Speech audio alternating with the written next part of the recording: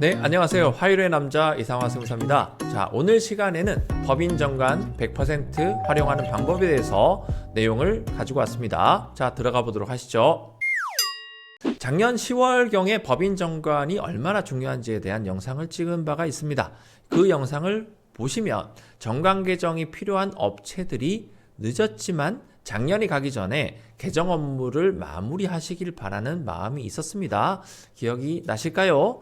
자, 들어가 보시죠. 아마 새해가 밝은 지금 시점에서도 정관 개정이 반드시 필요함에도 불구하고 아직 개정을 하지 않는 대표님들이 있으실 것 같습니다. 그래서 다시 한번 강조하는 차원에서 영상을 준비했고요. 작년에 부랴부랴 정관을 개정하신 대표님들께서도 개정 정관과 기존 정관이 어떻게 달라졌는지, 달라지거나 추가된 내용의 의미가 무엇인지 만약에 모른다라면 사실상 개정된 정관을 활용하시는 데에는 제한이 있을 수밖에 없다라는 거예요.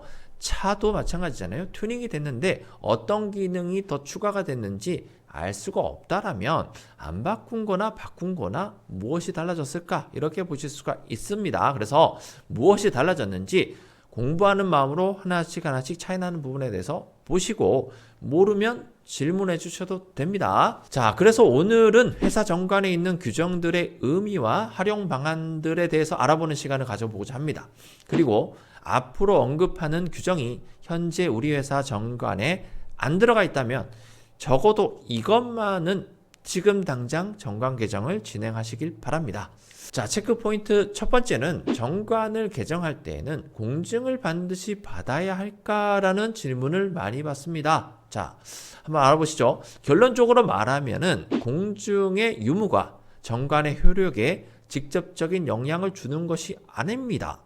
즉, 공증을 받지 않은 정관도 정관의 필요적 기재사항 등의 필수 요건을 모두 갖추고 절차상 하자가 없다라면 유효하다, 이렇게 보시면 되겠습니다. 다만 정관 개정 당시에 공증을 받는 분들은 왜 받을까요?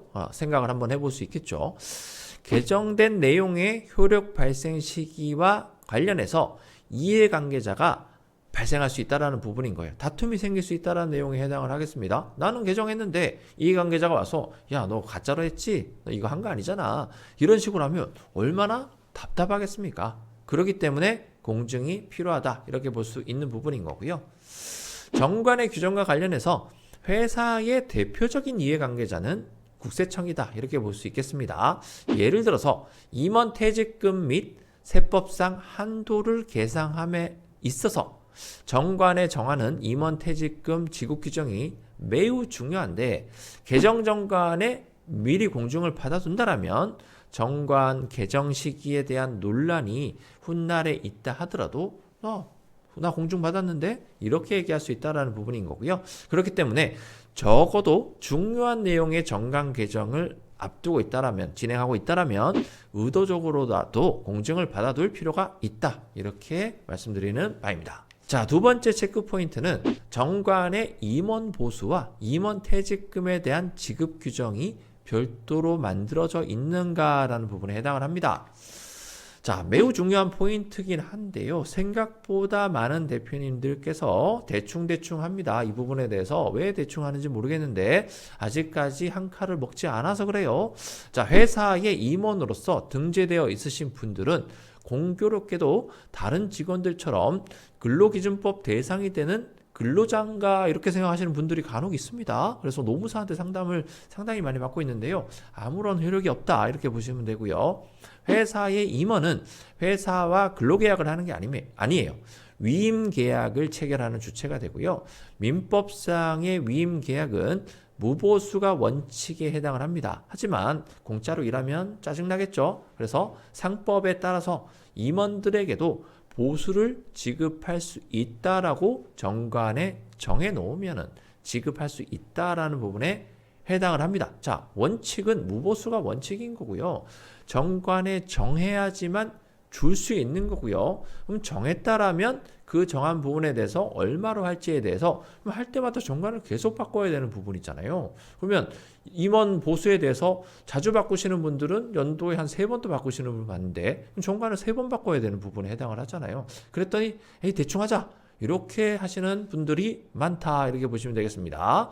하지만 임원 보수는 정관에 정해놓은 임원 보수 지급 규정에 의거해서 그 액수를 정한다 이렇게 되어 있는 거예요. 그래서 정관에는 한도를 정해놓고 뭐 5억 원의 한도 내에서 주기로 한다 이렇게 정하는 거고요. 아니면 임원 전체에 대해서 30억의 한도 내에서 정하기로 한다 이렇게 정해놓고요. 임원의 그 다음에는 어떤 부분이 있냐면 임원의 보수가 세법상으로 과다하지 않는지 여부도 체크해 봐야 되는 부분이 있어요. 어떤 분들은 직원의 연봉은 2천만 원인데요. 본인 연봉은 100억의 한도 내에서 준다 이런 식으로 정해 놓으신 분들이 있어요. 세법상 인정이 안 된다 이렇게 보시면 될 수 있습니다. 물론 직원들이 어떤 역할을 하는지도 봐야 되는 부분인 거고요. 그래서 법이라고 하는 게 2가지가 등장하게 되는데요. 상법에서는 어떤 절차적인 부분에 대해서 다루게 되는 거고요. 세법에서는 절차상 설사 그게 있다 하더라도 과하다라고 하면 어떻게 부분까지는 인정하지 않겠다. 이 부분까지는 인정하지 않겠다. 이게 세법이에요. 자, 임원에게 지급되는 상여는 법인세법에서 정관이나 주총 등에 정한 상여금이 아닌 경우에는 전액 비용으로 인정하지 않겠다는 내용이 명문 규정에 있습니다. 그냥 대충 있는 게 아니고요. 명문 규정에 있어요. 일반적인 보수보다도 훨씬 더 까다롭게 그 근거 규정을 정관에 마련해 둘 필요가 있다. 이렇게 보시면 되겠습니다. 많은 분들이 보수하고 그러니까 급여죠. 급여하고 상여하고 성과급하고 그냥 혼용해서 쓰고 계시는데 다 다른 말에 해당을 합니다. 다 다른 말에 해당을 하는 거고요. 거기에 따른 근거 규정은 다 다르게 정해 놓으셔야 됩니다. 근데 그 부분을 지금까지 아무도 태클을 안 걸겠죠. 종업원이 어느 날 사장님한테 오더니 사장님은 왜 상여를 많이 가져가세요? 이렇게 얘기하는 종업원 없잖아요. 그렇기 때문에 그냥 가져가는 데 있어서 아무런 태클을 거는 사람이 없다. 이렇게 보시면 되겠습니다만 나중에 태클을 거는 사람이 분명히 생긴다. 누가? 국세청 이렇게 보시면 되는 거예요. 임원의 퇴직금 또한 세법상 한도를 계산함에 있어서 정관의 규정을 반영하도록 되기 때문에 퇴직이 발생하기 전에 정관을 반드시 정비해야 됩니다. 같은 값이라면 퇴직이 앞서 있는 1년 전에 바꾸는 게 좋을까요? 한 5년 전에 바꾸는 게 좋을까요? 한 2년 전에 바꾸는 게 좋을까요? 그때마다 우리 회사는 이렇게 잘 정비되어 있다라는 부분이 나중에 구세청을 상대로 얘기할 때에 어느 정도 플러스 되는 요인이 될 수 있다. 이렇게 보시면 되겠습니다. 자, 체크 포인트 3번째가 있습니다.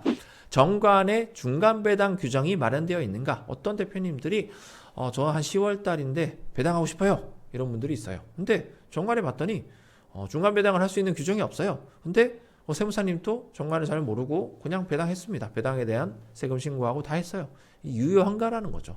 유효하지 않습니다. 그렇기 때문에 유효하지 않게 회사 밖으로 돈이 나갔다. 가지급금에 해당을 하겠습니다.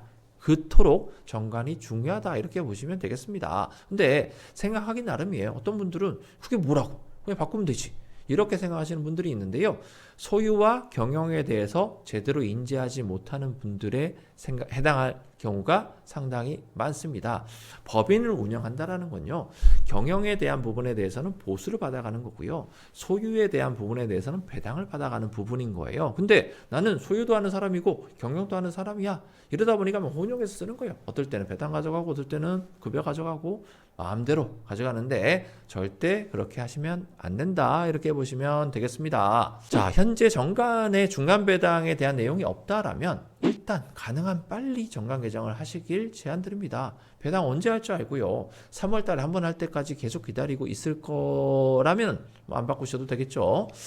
자, 과거 영상에도 반복적으로 말씀드린 바가 있습니다. 법인의 미처분 이익잉여금을 제어하는 가장 안전하고 확실한 방법은 배당입니다. 어떤 분들이 이런 생각을 가지시는 거예요. 미처분 이익잉여금에 대해서 우리 회사가 차곡차곡 결손을 내는데 내 급여만 계속 가져가면서 결손을 내면 결국에는 잉여금 다 빼는 수 있는 거 아니야? 이렇게 생각하시는데요. 천만의 말씀입니다.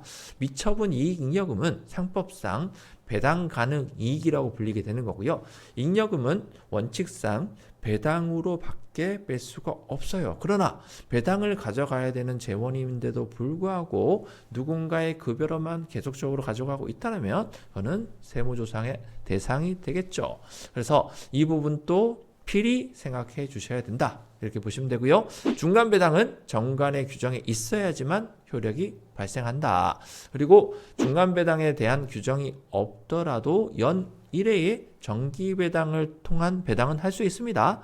중간 배당을 활용하면 자금 상황을 고려해서 추가적으로 잉여금을 제어할 수 있는 시점을 빠르게 정할 수 있기 때문에 엑시트 전략을 할 수 있는 좀 더 원활하게 돌아갈 수 있는 회사가 될 수 있다. 이렇게 생각하시면 되고요.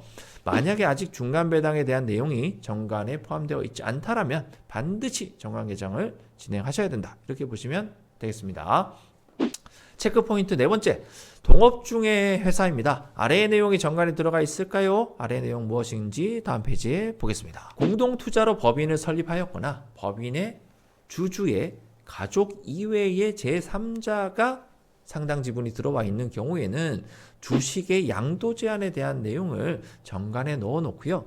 등기부 등본의 등기사항입니다. 해당 내용을 명시해 놓을 필요가 있습니다. 주식의 양도 제한 규정은 좀 더 쉽게 설명을 드리자면 주식을 양도하려면 그냥 마음대로 양도할 수 없고 이사회의 승인을 얻어서 해라 라는 부분이에요. 동업자와 지분 다툼이 있는 케이스에서 보면은 주식의 양도 제한 규정이 없는 상황에서 발생하는 경우를 많이 볼 수 있습니다. 그렇기 때문에 꼭 있어야 하는 규정은 아니지만 경영권 방어 등을 위해서는 필요에 따라서 정관에 내용을 넣을지 말지 결정할 수 있어야 된다. 이렇게 보시면 되겠습니다.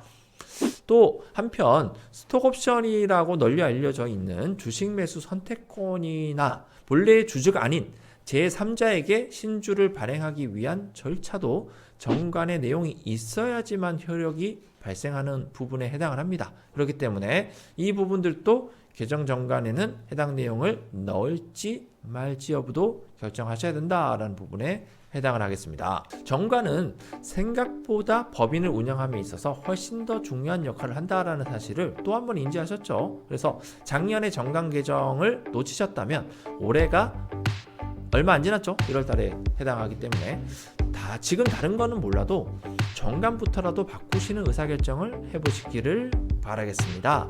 정관에 대한 내용은 상당히 방대합니다. 그래서 저희가 10월 달에 한번 이렇게 또 한번 이렇게 다뤄드렸지만은 또 여기에 대한 내용은 또 추가해서 여러분한테 많이 자주 알려드릴 수 있도록 하겠습니다. 자, 오늘 준비한 내용은 여기서 마치도록 하고요. 저는 이상화 세무사였습니다.